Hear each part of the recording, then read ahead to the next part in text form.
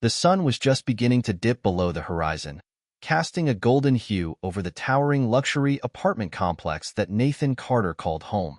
The building, sleek and modern, stood as a monument to success in the heart of the bustling city.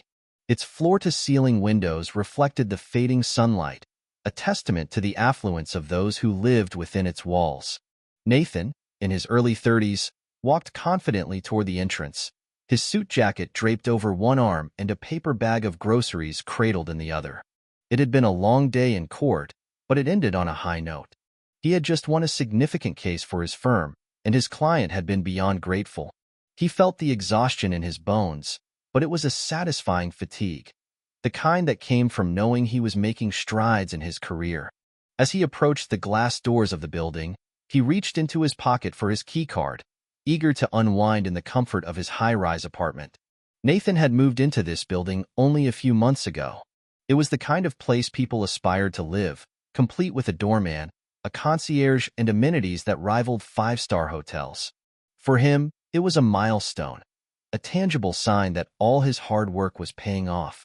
Yet, there were still moments, subtle, sometimes jarring moments, that reminded him of the invisible burden he carried every day. Today was about to be one of those moments. As Nathan stepped into the lobby, his sharp instincts caught the gaze of someone nearby.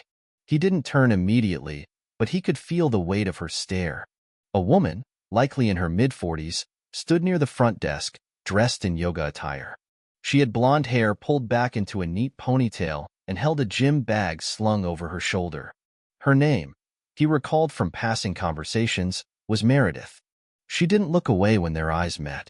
Instead, she tightened her grip on her bag, her posture shifting from casual to alert, as if something was out of place. As if he was out of place. Nathan had seen that look before. He had received it in high-end stores, on certain streets, and in professional spaces where people made snap judgments about who he was before ever speaking to him. It was a look that said, "You don't belong here." He had dealt with it his entire life. But here, in the place he called home, in a building he paid a small fortune to live in, it stung more than usual. Still, Nathan chose to ignore it. He was tired and just wanted to unwind. He adjusted the grocery bag in his arms and pressed the button for the elevator, pretending not to notice how Meredith's gaze followed him. The elevator dinged, breaking the silence, and Nathan stepped inside. Just as the doors began to close, Meredith rushed forward, her voice cutting through the air. "Excuse me. Excuse me, sir." Nathan sighed inwardly, but kept his face composed as he hit the open button, holding the door for her. Meredith stepped in, her eyes still wary, but she didn't speak right away. The doors shut, enclosing them in a quiet tension, the hum of the elevator the only sound between them. Nathan could feel her glance at him every few seconds. He kept his focus on the floor numbers ticking upward. Finally, Meredith cleared her throat, her voice edged with discomfort she was trying to mask.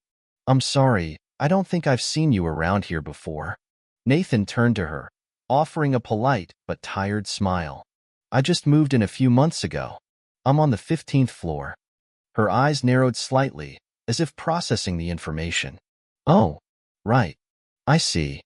There was a pause, and Nathan sensed what was coming next. He had experienced it too many times not to recognize the pattern. "Do you live here?" she asked, her voice carefully casual, but the underlying accusation was clear. Nathan's patience thinned, but he kept his tone civil. "Yes, I live here." Meredith pursed her lips, clearly unsatisfied with his answer. I haven't seen you before. And well, not everyone who comes in here is a resident, you know?" Nathan raised an eyebrow. "Is there a problem?" Her response was quick, defensive. No, of course not. You understand, right? Security is important these days.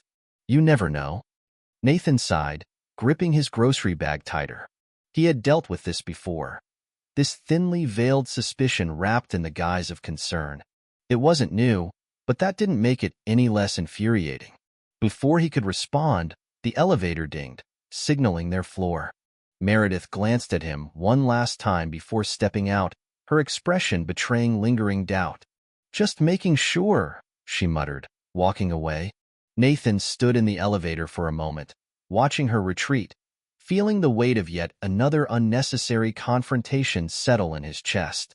He took a deep breath and stepped out into the hallway. He wasn't going to let it ruin his evening, but the frustration lingered. It always lingered.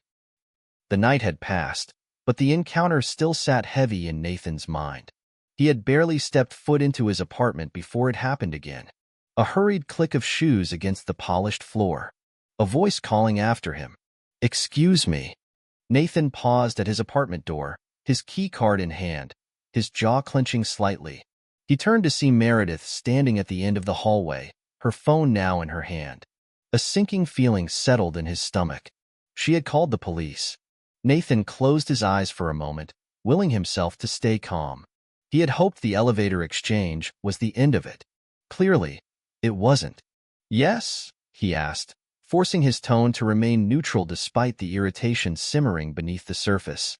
Meredith approached cautiously, her phone held in front of her like a shield. "I'm sorry, but I really need to know. Are you sure you live here? You just don't seem familiar to me, and, well, I don't want to call security, but—" Nathan exhaled, long and slow. "I live here," he said, holding up his key card. "I'm using my key card right now." Meredith's expression didn't soften. This is a nice building, you know? We've had some issues in the past.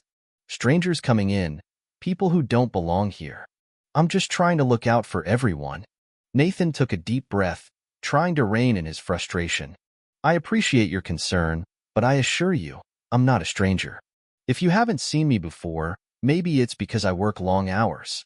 Meredith pressed her lips into a thin line. "I understand, but—" She glanced down at her phone, her thumb hovering over the screen. "Can you show me some ID?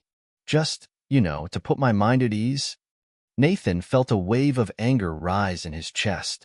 He had shown his ID to people his entire life, in places where it wasn't necessary. From high-end stores to neighborhoods where he didn't belong, the demand was always the same: prove you belong. And now, in his own home, it was happening again. Nathan forced himself to remain calm.